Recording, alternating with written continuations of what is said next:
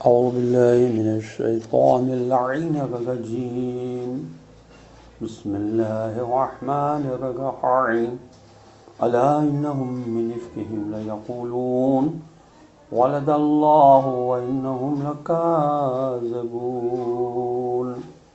أصطفى البنات على البنين ما لكم كيف تحكمون أفلا تذكرون اللهم صل على محمد وآل محمد وعجل فرجهم سلام علیکم ورحمۃ اللہ وبرکاتہ۔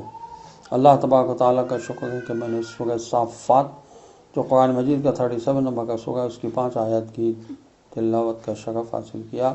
آیت کے نشانات ہیں 151 سے لے کر 155 تک۔ آیت نمبر 151 کا ترجمہ ہے آگاہ رہو یہ لوگ اپنی طرف سے گھڑ کر کہتے ہیں۔ آیت نمبر 152 کا ترجمہ ہے کہ اللہ نے اولاد پیدا کی اور یہ لوگ یقیناً جھوٹے ہیں۔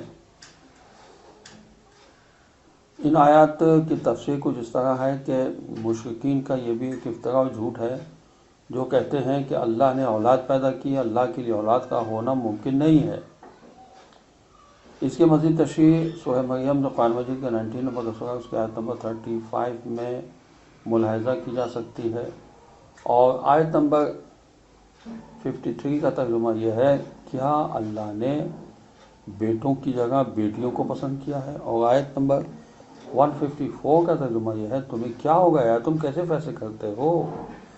آیت نمبر 155 کا ترجمہ یہ ہے کیا تم غور نہیں کرتے۔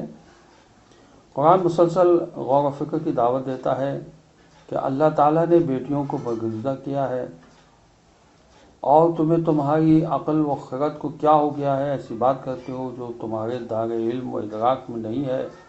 اس کے لیے سند درکار ہے، اگر کوئی سند موجود ہے تو اسے پیش کرو۔ ہمیں قرآن مسلسل تدبر کی طرف دعوت دیتا ہے کہ قرآن میں تدبر کرو، اپنی عقل کو بڑھاؤ۔ خدا ہمیں قرآن میں تدبر کرنے کی توفیق عطا فرمائے۔ والسلام علیکم ورحمۃ اللہ وبرکاتہ۔